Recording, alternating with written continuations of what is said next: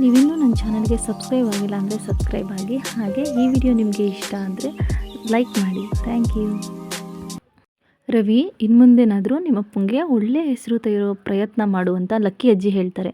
ಅದಕ್ಕೆ ರವಿ ನಗಾಡ್ತಾ ಹ್ಞೂ ಅಂತ ಹೇಳ್ತಾನೆ. ಆದರೆ ಸೂರ್ಯ, ಅಜ್ಜಿ ಈಗ ಅಪ್ಪಂಗೆ ಒಳ್ಳೆ ಹೆಸರೇ ಇದೆಯಲ್ಲ ರಂಗನಾಥ ಅಂತ, ಹೊಸ ಹೆಸರೇನಕ್ಕೆ ಅಂತ ಕೇಳ್ತಾನೆ. ಆಗ ಅಜ್ಜಿ, ಅಯ್ಯೋ ಮಂಗ್ದಿನ್ನಿದೆ, ಹಾಗಂದರೆ ನಿಮ್ಮಪ್ಪಂಗೆ ಹೆಮ್ಮೆ ತರೋ ಹಾಗೆ ನಡ್ಕೋ ಅಂತ ಹೇಳ್ತಾರೆ.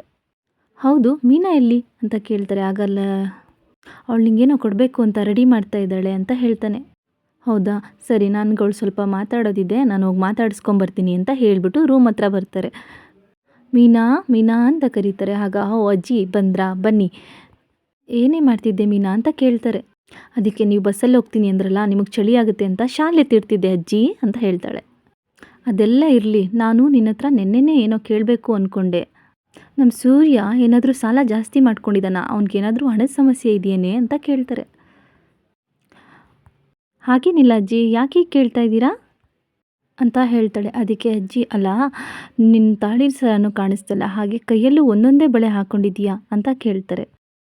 ಅದಾ ಅಜ್ಜಿ, ಭದ್ರವಾಗಿರಲಿ ಅಂತ ಬೀರುಲಿ ಎತ್ತಿಟ್ಟಿದ್ದೀನಿ ಅಂತ ಹೇಳ್ತಾಳೆ. ನನ್ನ ನೋಡ್ತಾ ಇದ್ದರೆ ನಿನ್ನ ಕಣ್ಣಿಗೆ ಹೆಂಗೆ ಕಾಣ್ತೀನಿ, ಕತ್ತಲ್ಲಿರ್ಬೇಕಾದ ತಾಳಿನೂ ಅದರಲ್ಲಿ ಬೀಗ ಹಾಕಿದ್ಯಾ ನೀನು ಅಂತ ಕೇಳ್ತಾರೆ. ಕತ್ತಿಗೆ ಅರಶಿನ ದಾರ ಕಟ್ಕೊಂಡಿದ್ದೀಯಾ ಹೇಳಮ್ಮ, ಸೂರ್ಯ ತುಂಬ ಸಾಲ ಮಾಡ್ಕೊಂಬಿಟ್ಟಿದ್ದಾನ, ಅವನು ನನ್ನ ಹತ್ರ ಯಾವ ವಿಷಯನೂ ಹೇಳಲ್ಲ, ಹೇಳೆ ದುಡ್ಡು ನಾನು ಕೊಡ್ತೀನಿ ಅಂತ ಹೇಳ್ತಾರೆ. ಅದಕ್ಕೆ ಮೀನಾ, ಅವ್ರು ಯಾವ ಸಾಲನೂ ಮಾಡ್ಕೊಂಡಿಲ್ಲ ಅಜ್ಜಿ ಅಂತ ಹೇಳ್ತಾರೆ. ಮತ್ತೇನಾಯಿತು ಅಂತ ಕೇಳಿದಾಗ ಮೀನಾ ನಡೆದಿರೋ ವಿಷಯನ ಹೇಳ್ತಾಳೆ. ಮತ್ತು ಅವ್ರ ಅಪ್ಪನಿಗೆ ಬೈದಿದ್ದು ಹಾಗೂ ಸೂರ್ಯನ ಕೈಲಿ ಅರಿಶಿನದ ದಾರನ ಕಟ್ಟಿಸ್ಕೊಂಡು ತಾಳಿನ ಬಿಚ್ಚಿಕೊಟ್ಟಿದ್ದನ್ನು ಎಲ್ಲನೂ ಅಜ್ಜಿಗೆ ಹೇಳ್ತಾಳೆ. ಆಗ ಅಜ್ಜಿ ತುಂಬ ಬೇಜಾರು ಮಾಡಿಕೊಂಡು ಶಾಂತಿಗೆ ವಾರ್ನಿಂಗ್ ಮಾಡ್ತಾರೆ. ಆದರೆ ಈ ಥರ ಘಟನೆ ಯಾವ ಹುಡುಗಿರ ಲೈಫಲ್ಲೂ ನಡೀಬಾರ್ದು ಅಲ್ವಾ ಫ್ರೆಂಡ್ಸ್?